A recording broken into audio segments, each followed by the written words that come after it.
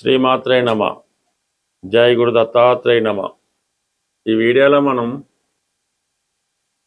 కన్యా రాశి వారికి ఏప్రిల్ 12 నుంచి 18వ తారీఖు మధ్యలో జరగబోయే వార ఫలాలు పరిశీలించినప్పుడు ప్రస్తుతం కన్యా రాశి వారికి అనుకూలంగా ఉండే గ్రహం శుక్రగ్రహం. ధన భాగ్యాధిపతిగా అష్టమ స్థితిలో శుక్రగ్రహ సంచారం జాతకుడికి ఆకస్మిక ధనలాభం, ఒక స్త్రీ లాభం జరిగే అవకాశం ఉన్నది. వ్యక్తిగతంగా మీరు స్త్రీ అయి ఉంటే మీలో ఉన్నటువంటి టాలెంట్కి తగిన గుర్తింపు రావడం జరుగుతూ ఉంటుంది. చాలా కాలంగా ఇబ్బంది పెడుతున్నటువంటి వివాహ సమస్యలు కానీ, ఆర్థిక సమస్యలు కానీ, ఉద్యోగపరమైన ఇబ్బందుల నుంచి చక్కగా మీకు పరిష్కారం దొరకబోతుంది. మీ కుటుంబంలో ఒకరికి ఆదాయం పెరగడం కానీ, వారికి విదేశ అవకాశం రావడం కానీ జరిగే అవకాశం ఉంది. మొత్తం మీద ఈ కన్యా రాశి వారికి ఈ వారంలో ఆర్థిక పరమైన ఇబ్బందులు తొలగిపోతాయి.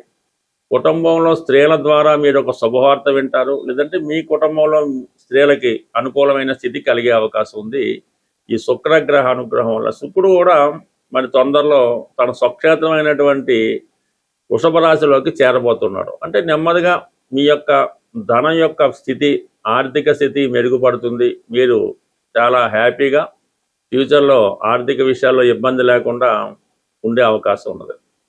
ఇక ప్రధానంగా మరి సప్తమ స్థానంలో రవి, వ్యయాధిపతిగా ఉన్నటువంటి రవి సప్తమ స్థాన సంచారం, అలాగే శనితో కలియడం, కుజుడితో కలియడం, ఇవన్నీ కూడా ఈ సప్తమ భావ ఫలితాన్ని కంప్లీట్గా ఇబ్బంది పెట్టుతూ ఉంటాయి.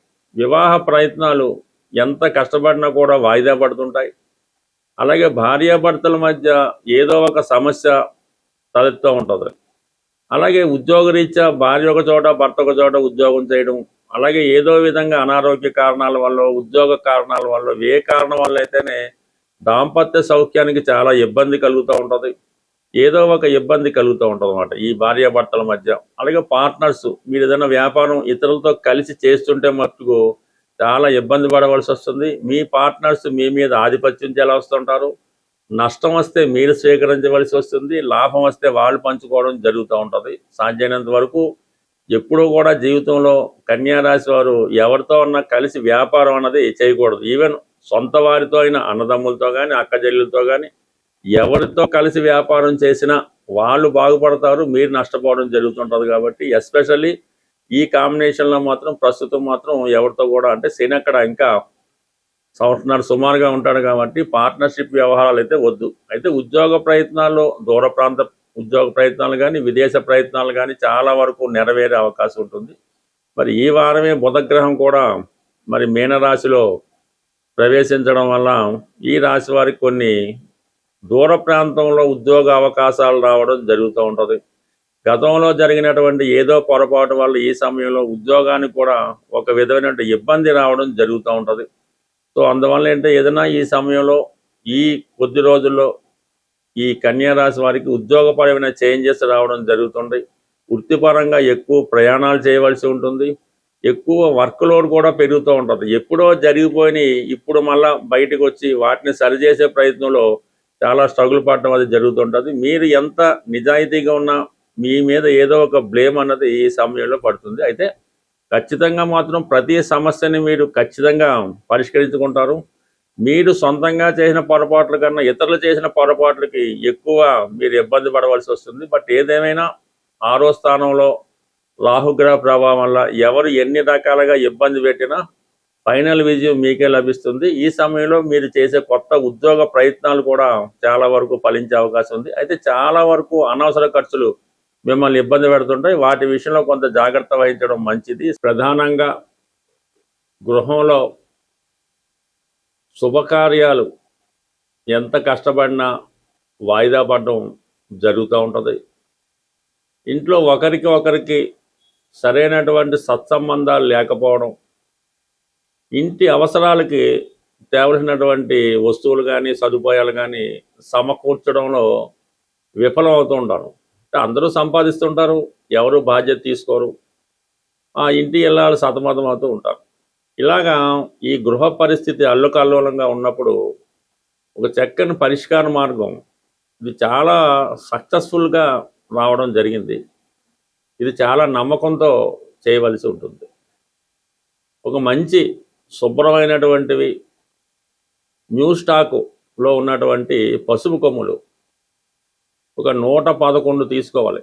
పసుపు కొమ్ములు చిన్న సైజు లాంటి మీడియం సైజు తీసుకోవాలి. వాటితో శుక్రవారం రోజు లక్ష్మీ అమ్మవారికి అష్టోత్తరంతో పూజ చేయవలసి ఉంటుంది.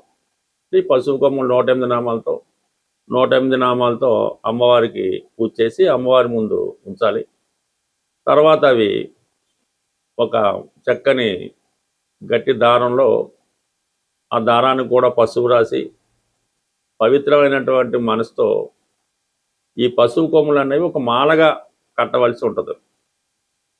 ప్రతి పసుపు కొమ్ము కట్టేటప్పుడు ఈ అమ్మవారి నామాన్ని జపిస్తూ ఈ 108 పసుపు కొమ్ముల్ని ఒక మాలగా తయారు చేసి మీ గృహం ప్రధాన గుమ్మానికి కట్టవలసి ఉంటుంది. అంటే మామూలుగా మామిడి తోరణం కట్టినట్టుగా ఈ 108 పసుపు కొమ్ములతో చేసినటువంటి మాలని చక్కగా అలంకరించడం వల్ల మరి మీ గృహంలోకి చాలా వరకు మంచి ఎనర్జీ రావడం జరుగుతుంది.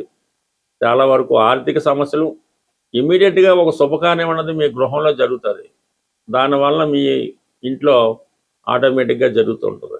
ఈవెన్ చాలా కాలంగా ఈ పెళ్ళిళ్ళు శుభకార్యాలు జరగని కుటుంబాల్లో కనీసం సంవత్సరంకి ఒకసారైనా ఈ సత్యనారాయణ స్వామి వ్రతము, వరలక్ష్మి వ్రతం లాంటివి చేసి 10 మందికి పిలిచి ఏదో భోజనాలు పెట్టడం వల్ల ఆ ఇల్లు కలకలాడుతూ ఉంటుంది. బట్ ఈ విధంగా ఈ చిన్నపాటి పరిహారం పాటించండి. ఖచ్చితంగా మీకు ఇంట్లో చక్కని మార్పు రావడం జరుగుతూ ఉంటుంది. ఇక ప్రధానంగా సమస్య వివాహం. ఇప్పుడు అమ్మాయిలకి పెద్దగా వివాహ సమస్య అయితే లేదు.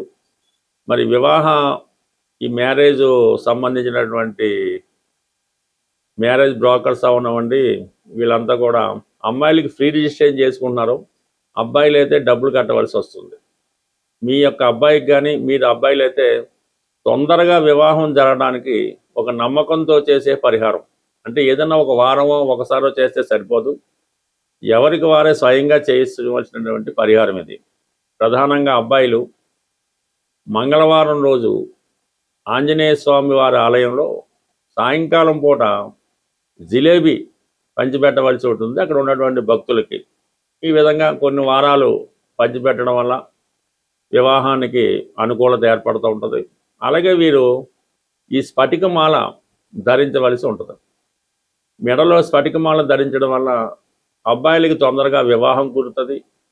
మీకు ఏదైనా చిన్న చిన్న బలహీనతలు ఉంటే వాటి నుంచి బయటపడడం జరుగుతూ ఉంటుంది. ఇక ప్రధానంగా గురువారం రోజు చక్కగా ఏదైనా గోశాలు దర్శించి గోవుకి ప్రదక్షిణలు చేసి శనగలు గోవుకి పెట్టడం వల్ల, అంటే ఏదైనా రెగ్యులర్గా కొన్ని వారాలు చేస్తుంటే ఖచ్చితంగా మీరు అనుకున్న కోరిక నెరవేరే అవకాశం ఉంటుంది. ఇవన్నీ కూడా చాలా కాలంగా పాత పరిహారాలు మళ్ళీ మర్చిపోయి ఇప్పుడిప్పుడే మళ్ళీ కొత్తగా అమల్లోకి రావడం జరుగుతూ ఉంటుంది. బట్ ఏదైనా అన్ని సమస్యలకి పరిష్కారం రెగ్యులర్గా మీరు హనుమాన్ చాలీసా పారాయణ చేయడం కానీ, సుందరకాండ పారాయణ చేయడం కానీ, రామాయణం ఈవెన్ టీవీలో కూడా ప్రతిరోజు రామాయణం వినడం వల్ల ప్రధానంగా నిరుద్యోగ సమస్య పరిష్కారం అవుతుంది.